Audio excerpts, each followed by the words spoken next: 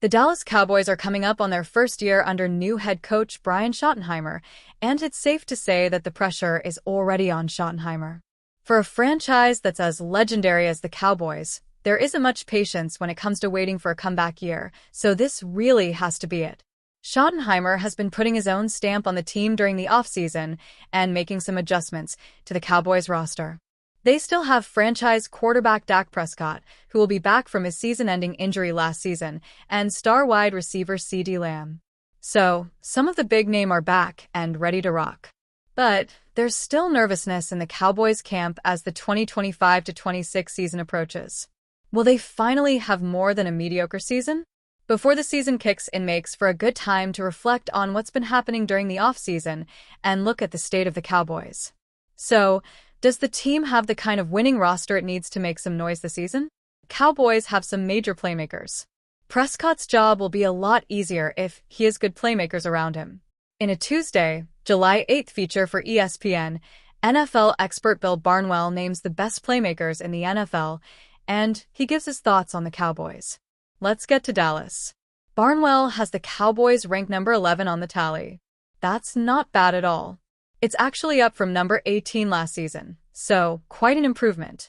Last season was a step backward for CeeDee Lamb, but it seems reasonable to chalk up some of his decline to Dak Prescott's injuries, Barnwell notes.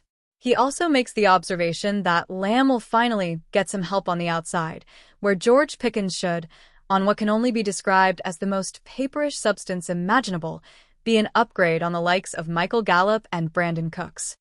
It's not all fun and games, though, as Barnwell notes that he's still not entirely sure why Dallas downgraded from Rico Dowdle to Javonte Williams by choice, but this is arguably the league's worst backfield on paper.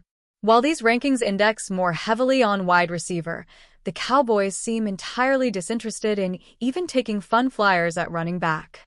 So, it's a mixed bag, but in general, the Cowboys are looking significantly stronger in this area going into the new season. Looking at the Cowboys secondary. The Cowboys secondary is a different story.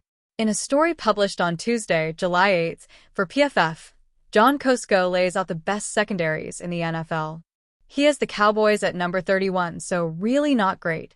Here, Kosko makes the case that injuries, coaching changes, and key departures have depleted the unit's depth. He later adds, while there is still talent in this group, the prime years of these players may already be behind them unless an infusion of youth provides a spark. Of course, it's just his prediction, and hopefully the Dallas Cowboys will surprise everybody in a good way when the new season starts. Two Dallas Cowboys legends reunited this week during Big 12 Media Days in Frisco, Texas. Colorado football coach Deion Sanders was there to speak to the media after a recent health issue and spent some time chatting it up with the one and only Michael Irvin. The two men came together for a brief conversation to catch up after it was revealed earlier this summer that Sanders was dealing with an issue that was keeping him away from the team. Sanders briefly mentioned his health and said that he was doing well, but wanted the focus to be on his team. "I'm doing wonderful," Sanders told the media. "Don't I look good? I'm not here to talk about my health. I'm here to talk about my team." The nature of Sanders' health issue was never revealed, but it's good to see that he is in good spirits and back with his players to prepare for the upcoming season. Coach Prime and the Buffaloes kick off their 2025 campaign on August 29th at home against the Georgia Tech Yellow Jackets. There's no doubt that since his rookie season in 2021, Dallas Cowboys edge Micah Parsons has established himself as one of the best players in the NFL, already earning 4 Pro Bowl selections.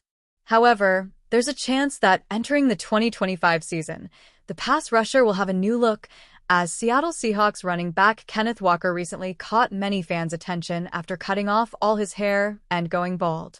Parsons would later hint that he's thinking of following a similar path, reposting a photo of Walker's big change, while writing, "I just needed someone to start it off. Man, here it come." This also isn't the first time Parsons has teased fans with the idea that he wanted to chop his hair off, because back in April he said, "I think I may play this year bald-headed y'all," via an X post.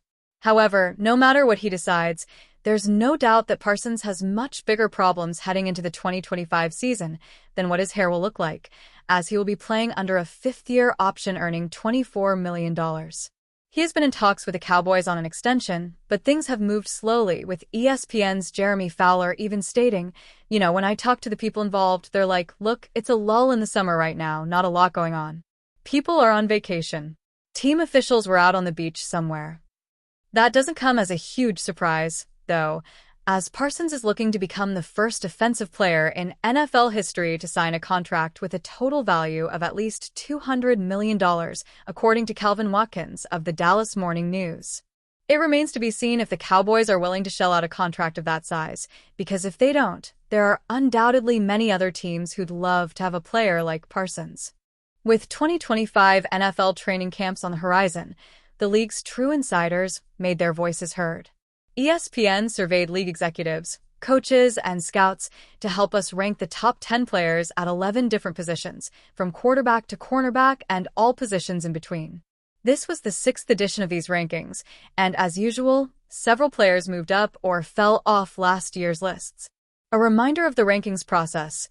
Voters gave us their 10 best players at a position, then we compiled the results and ranked candidates based on number of top 10 votes, composite average, and dozens of interviews, with research and film study help from ESPN NFL analyst Matt Bowen.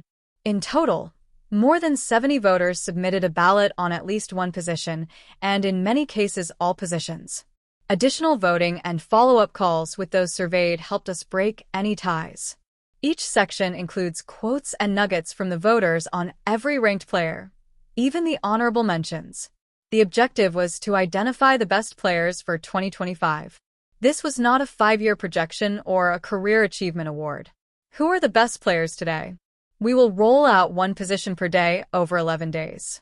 The schedule: running backs, Monday; defensive tackles, Tuesday; edge rushers, Wednesday; safeties, Thursday; tight ends, Friday; interior offensive linemen, Saturday; offensive tackles, Sunday; quarterbacks, July 14th; off-ball linebackers, July 15th; wide receivers, July 16th; cornerbacks, July 17th. The money has spoken clearly. Pass rusher is pushing wide receiver for the game's second most important position behind quarterback. Several teams carefully budgeted for this offseason, bracing for a spike in salaries for pass rushers due to several elite sack masters negotiating new contracts. The result by early summer was a market exploding into the range of $40 million per year. Myles Garrett and Max Crosby got their new contracts in the spring. So did Danielle Hunter on a 1-year deal. All three broke the $35 million annual threshold. TJ Watt, Micah Parsons, and Trey Hendrickson entered the summer with prospective new deals on the radar. Aiden Hutchinson, 2 years from free agency, is destined for big dollars eventually, too. The top-tier defensive ends tilt the math on the field. Protections slide, offensive lines show double teams, and the sacks still come. This is one of the strongest position groups in the league, and the rankings bear that out. Even the honorable mentions have superstar potential.